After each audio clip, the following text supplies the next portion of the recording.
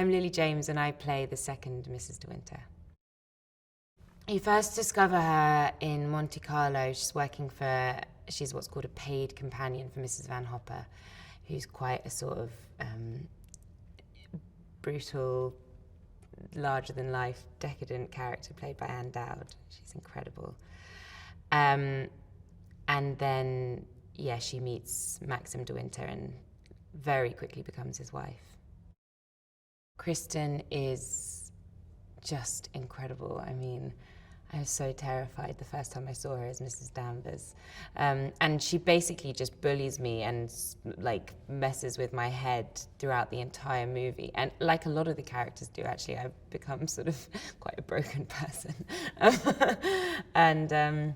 But Kristen's incredible. And we did manage to have loads of fun, actually, even though we have a few scenes that are really, really intense. We were laughing at ourselves, thinking that we were being quite hammy actors and really falling into the sort of melodrama of it, because there's a lot of that in this story.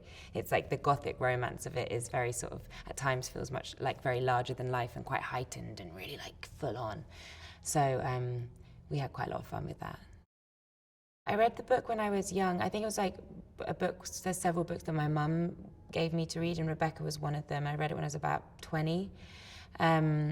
And then now I've read it just like over and over and over and over and over again. I love it so much. So I think maybe I love it too much. I think in some ways it's been just like my lifeline, and other times I've had to like sort of try and like lock it in a drawer, because otherwise you become too reliant on it. Whenever I like go into a scene, I always try and think, what am I smelling? What am I hearing? Because you're in the mind of this character in the book, you get a sense of everything, of touch, of feel, of the tick-tock of her brain, like everything. And so I always try to make it feel kind of visceral. But it is intoxicating. You feel like drunk on these characters and on this house, and on like, you feel the sea, and you feel like the forest and the grass and the flowers. You smell it all. It's really vivid. And I think that Ben Wheatley's done this and has captured that in a way where it almost starts to feel like hallucinogenic, like this like psychedelic kind of like. Whereas I think my character gets more and more drugged as this story goes on, and she can't know what's true and what's not, and what's happening to her and who's being honest, and it becomes sort of so overwhelming. I think he's been capturing that in a really interesting, kind of unique way, very visual. Loads of times Ben's notes to me have been like, more scared, more like, more terrified, and there's just been so many shots where I've just been walking towards doors and like a little like slow motion. Like, he's really good at creating that like suspense and that horror aspect of it. It's amazing to have like a film called Rebecca about this woman that you never see or meet. So it's, the whole thing has this air of like mystery and of being desperate to know this woman. I think as a reader you feel like that, as my character certainly feels like that.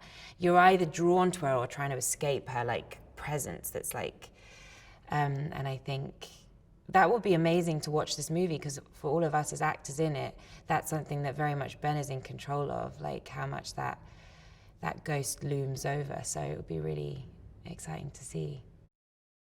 Army brings just, I mean, he's just, I could never imagine him any other way now. It's like he's just brought his charisma and soul, and it's the first time I sort of walked out in France and saw him stood by a gold Bentley in a gold suit with the golden sun of the Côte d'Azur shining down, and I was almost fainted. It was too much. But there's a sort of real vulnerability to him too. I think that he's captured in a real, like, a sense of like longing for everything to be okay, and for like clinging on to a sort of the purity of, I think we've really invested in their love story in a way that I think we've made it more romantic, which was a conscious choice, I think, from Ben at the beginning. He was like, I really want to build up their love story before we tear it down. And so there's some of it feels like quite different from the book, in that we're like closer in age, and I think you really, really root for them and he's just brought this kind of like Oh, he's just incredible, and he's just amazing to act opposite. I think it's felt really real and raw, and we've really tried to like make it feel really, just whatever happens in the moment, let that be. And he's, yeah, I think he's brought like a real damaged fragility, but also a kind of like, you root for him too. This film has almost several different films within the film. At the beginning, it's this like really romantic love story, then it becomes a ghost story when they get to Manderley, and then suddenly it's like a sort of thriller murder mystery, crime drama almost at the end, and I love the thriller side of it as well. I think Ben's really brought that out. But Daphne, certainly by the end, we've drawn on characteristics she talks about in the book of doing absolutely anything to save this man she loves, and she does do almost anything. She goes rogue and she really takes control of the situation and literally saves his life. It's been an amazing journey from my first fitting with Julian, who I've worked with before, and think he's just incredible. He's literally, my character goes on the biggest journey from where you meet her, where she's like sort of a paid employee in these sort of flannel shapeless suits, and then you see her sort of become a romantic heroine, and then you see her become this lady of this house, and the costumes have reflected that in a way that sort of do half the job for me. It's so detailed and so beautiful and so subtle.